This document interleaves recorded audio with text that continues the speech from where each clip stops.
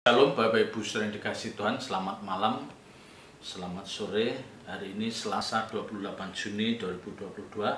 Mari kita persiapkan hati kita untuk kita mengikuti ibadah pesan gembala pada hari ini. Mari kita awali di dalam doa. Bapa di surga, segala puji hormat syukur kami naikkan kehadirat-Mu. Bapa, kami bersyukur atas penyertaan dan pemeliharaan-Mu sepanjang hari. Engkau mencukupkan segala apa yang kami perlukan, dan tiba saatnya kami akan mempergunakan waktu yang ada ini untuk belajar sebagian kebenaran firman-Mu. Urapi hamba-Mu, urapi firman-Mu. Roh Kudus tolong hamba-Mu, biar apa yang hamba-Mu sampaikan ini isi hati-Mu Tuhan. Terima kasih. Dalam nama Tuhan Yesus Kristus kami berdoa dan mengucap syukur. Haleluya. Amin. Bapak Ibu saudara yang dikasihi Tuhan, memang tidak bisa dipungkiri bahwa perbuatan baik yang kita lakukan, tindakan baik yang kita lakukan itu tidak selamanya atau tidak selalu menghasilkan sesuatu yang baik seperti yang kita harapkan. Ya. Jadi perbuatan baik kita, tindakan kita yang menurut kita itu adalah baik, dan memberkati banyak orang atau memberkati orang lain, tetapi seringkali bisa menghasilkan sesuatu yang di luar perkiraan kita. Jadi tidak selalu apa yang kita lakukan baik itu terus kita akan menerima hasil yang baik, tidak selalu. Ada kalanya justru sebaliknya, kita menghadapi kenyataan yang itu tidak seperti yang kita harapkan. Tetapi jangan karena seperti ini Jadi jangan karena perbuatan baik kita itu tidak selalu direspon dengan baik dan tidak selalu menghasilkan sesuatu yang kita harapkan, lantas kita jemu berbuat baik. Jangan. Perbuatan baik harus tetap kita lakukan, kita kerjakan tentu dalam pimpinan Roh Kudus, dalam pimpinan Roh Kudus, khususnya kalau ini menyangkut keuangan, apalagi kalau dalam jumlah besar, atau pertolongan lain yang itu memang menyita waktu kita, menyita tenaga kita, kita harus tanya Tuhan. Ada kalanya memang kita tidak digerakkan untuk menolong seseorang, itu bisa, ada kalanya. Karena justru karena pertolongan kita itu seringkali membuat mereka itu menganggap mudah, menggampangkan. Nah, ini yang kita takutkan. Jadi seringkali kemurahan hati kita, rasa belas kasih kita yang begitu tinggi itu seringkali dimanfaatkan oleh orang lain, tetapi orang lain yang kita tolong itu tidak berubah karakternya. Jadi sering kita tolong, sering kita bantu, tetapi justru tidak berubah. Seperti menggampangkan, itu yang kita hindari. Tetapi sekali lagi, jangan karena itu kita bosan berbuat baik. Kita harus tetap berpikiran positif. Bahwa memang perbuatan baik itu harus menyertai kehidupan orang percaya. Khususnya Bapak Ibu Saudara yang memiliki kedewasaan rohani dibanding kebanyakan orang.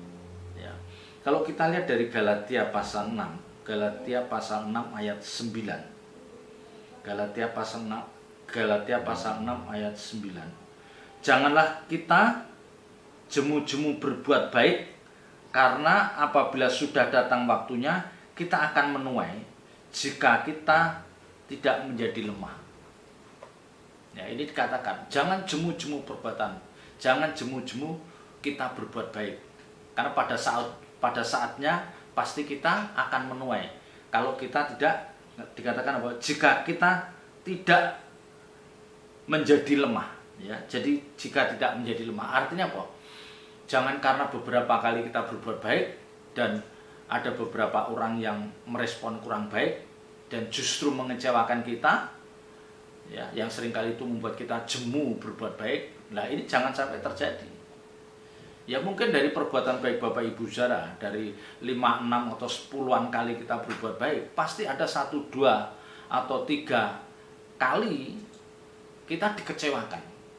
Tapi di luar itu pasti kita juga akan menuai hasilnya. Dan kita dikatakan kita tidak boleh menjadi lemah. Ya, kita tidak boleh menjadi lemah. Karena perbuatan baik kita itu harus untuk kepentingan Tuhan. Sekali lagi, yang berkali-kali saya katakan perbuatan baik kita, pertolongan kita harus untuk kepentingan Tuhan, bukan untuk kepentingan pribadi diri kita. Kalau untuk kepentingan pribadi kita bisa kecewa. Ya. Nah, ini berbeda dengan konsep berpikir orang dunia. Orang dunia konsep berpikirnya tidak seperti itu. Ya. Mereka ketika berbuat baik sekali, 2 kali, 3 kali dikecewakan, wah dia kapok, udah males berbuat baik. Ya. Bahkan ketika dia dikecewakan oleh 1, 2 orang, dia selanjutnya bisa males atau takut berbuat baik pada orang lain. Padahal mungkin orang lain itu memang benar-benar memerlukan pertolongan kita. Ya, tetapi karena orang ini sudah merasa seringkali dirugikan, seringkali dikecewakan, dia malas berbuat baik. Nah, ini menyedihkan.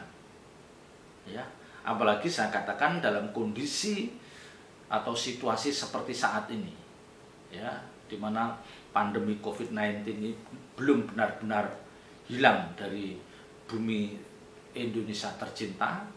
Ya, artinya ada sebagian orang yang masih was-was dengan kondisi seperti ini. Ya, dan dengan begitu ada sebagian sektor usaha yang belum benar-benar pulih seperti sedia kala. Ya. Artinya apa? Artinya ekonomi kebanyakan orang belum benar-benar normal. Dan banyak orang masih bergulat dengan kebutuhan rumah tangganya. Ya. Di tengah-tengah kondisi seperti ini, kalau ada orang-orang yang masih tetap mau berbuat baik dan terus dimotivasi dari dalam dirinya untuk terus berbuat baik, wah ini luar biasa. Ya. Jadi perbuatan baik itu bukan didorong dari luar, tapi memang dari dalam diri orang itu memang dia ingin berbuat baik. Ya, ini luar biasa. Tetapi dalam kondisi seperti ini memang jarang kita menemukan orang seperti itu. Ya. Ya, jadi perbuatan baik yang kita lakukan itu seringkali tidak menghasilkan apa yang kita harapkan. Ya, bahkan kalau kita lihat dengan tekunnya seorang hamba Tuhan memberitakan firman, firman yang mengajar, firman yang menegur, firman yang memperbaiki kelakuan atau tabiat jemaatnya, dan bertahun-tahun hamba Tuhan ini menyampaikan kebenaran-kebenaran itu. Tapi ternyata ada beberapa orang yang sepertinya tidak merespon dari kebenaran-kebenaran yang disampaikan itu. Yang dulu tabiatnya buruk, masih aja tetap buruk. Yang dulu hidupnya menjadi batu sandungan, masih tetap aja menjadi batu sandungan. Nah, ini memang dilema. Tetapi bukan berarti hamba Tuhan itu terus bosan menyampaikan kebenaran firman Tuhan yang sifatnya menegur. Oh, enggak bisa. Ya pasti ada orang-orang yang akan diubahkan. Dan memang kenyataannya memang ada orang-orang bebal yang memang sulit diubah. Nah, itu biar mereka seperti itu berurusan dengan Tuhan. Ya. Jadi memang kita tidak boleh terlalu berharap bisa menuai hasil dari apa yang kita lakukan, apa yang kita kerjakan. Padahal nyata-nyata kita itu menabur sesuatu yang baik. Kita itu benar-benar berbuat baik dengan sangat tulus. Ya. Karena memang gini Bapak Ibu saudara, memang ada kuasa lain. Ya, ada kuasa lain yang mencoba mengganggu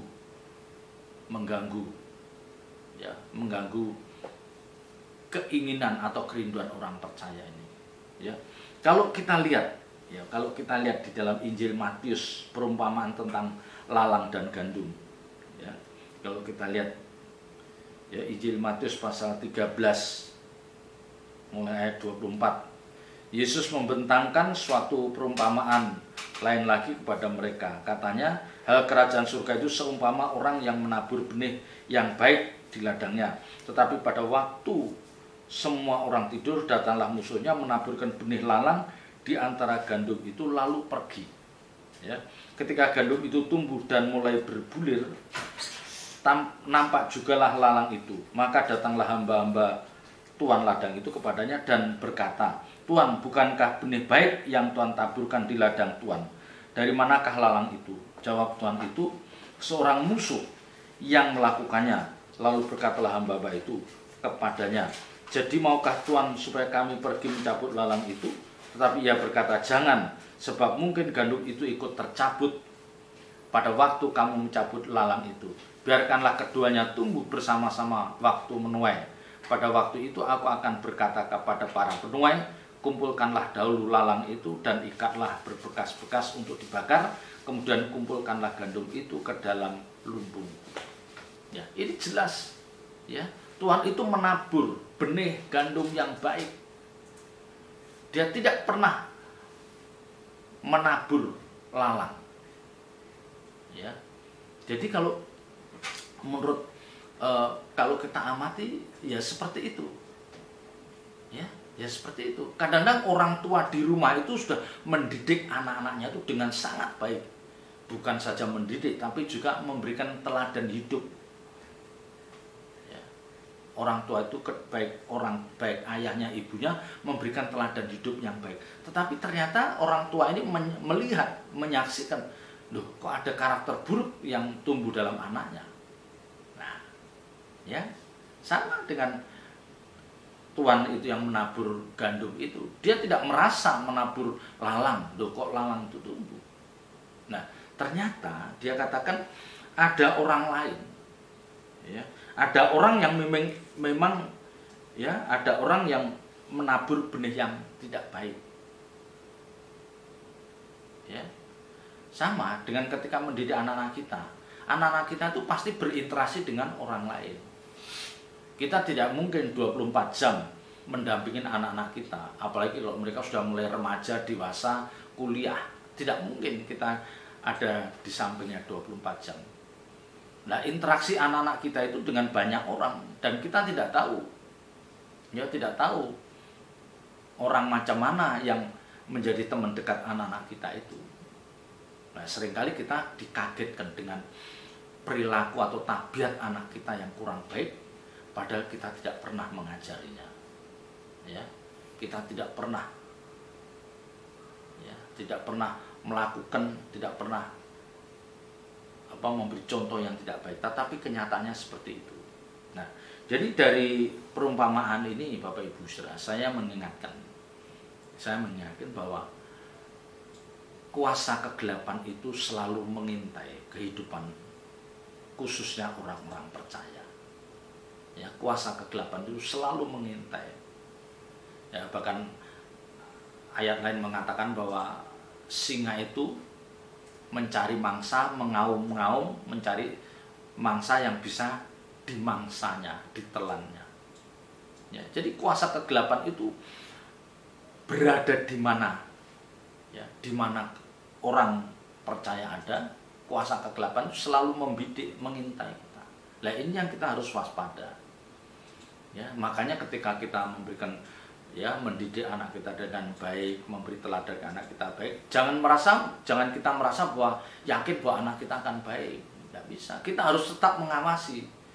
Ya, dikatakan kalau itu kan dikatakan, tetapi pada waktu semua orang tidur, datanglah musuhnya menaburkan benih lalang di antara gandum itu lalu pergi.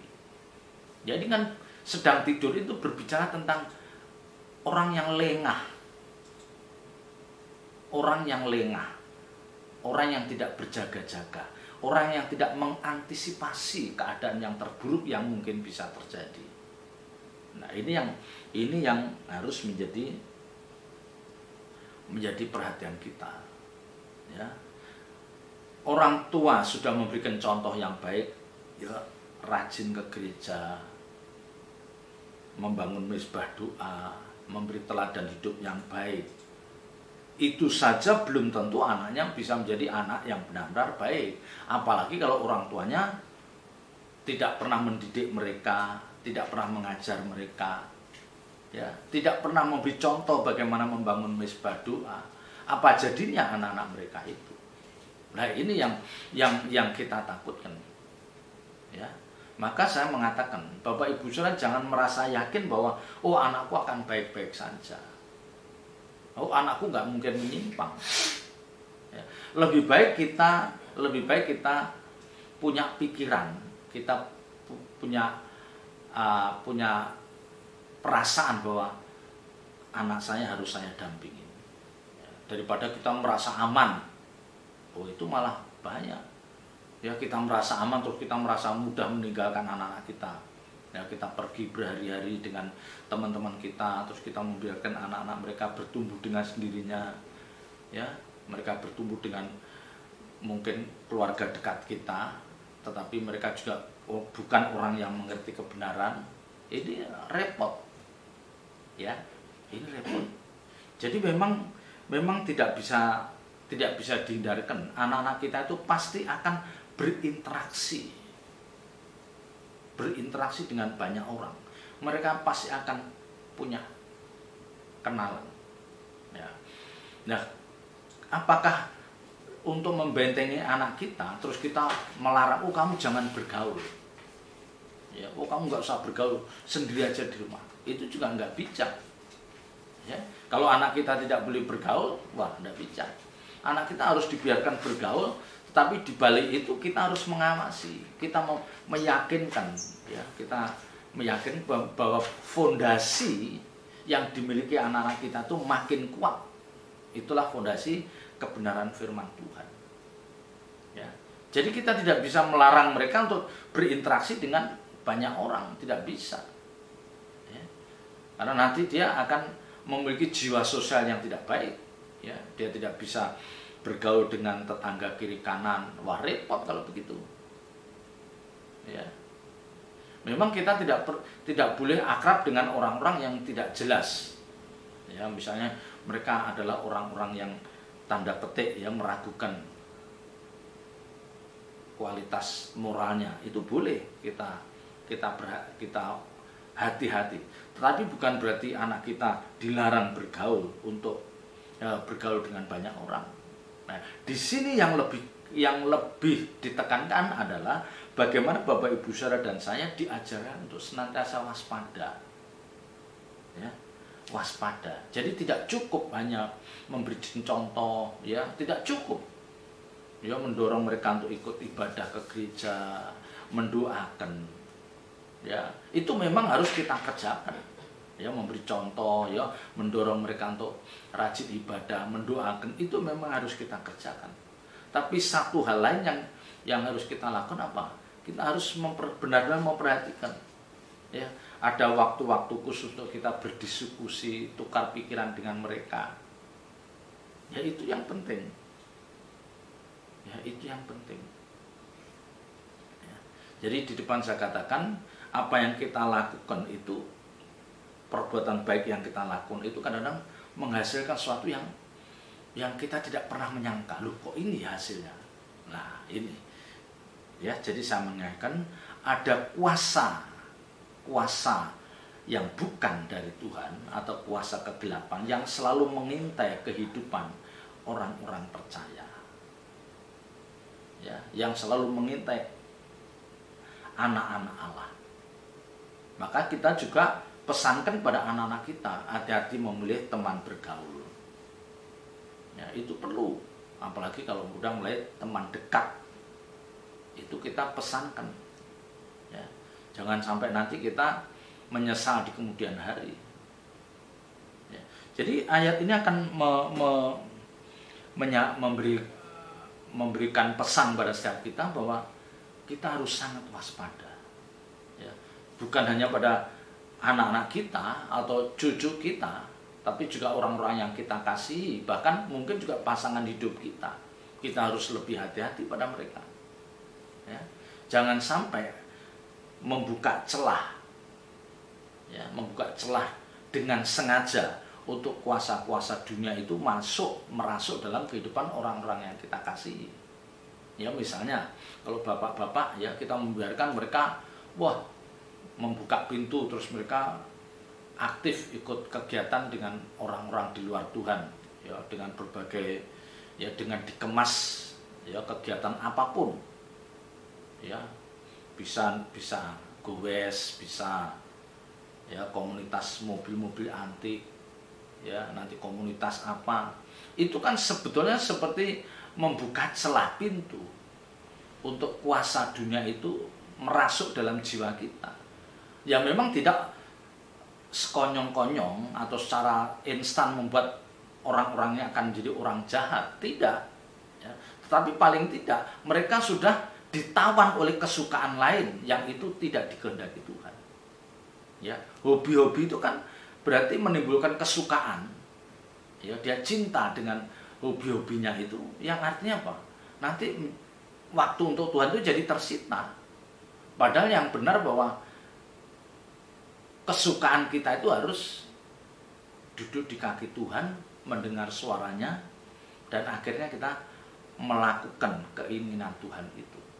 Mestinya itu kan, idealnya itu. Ya.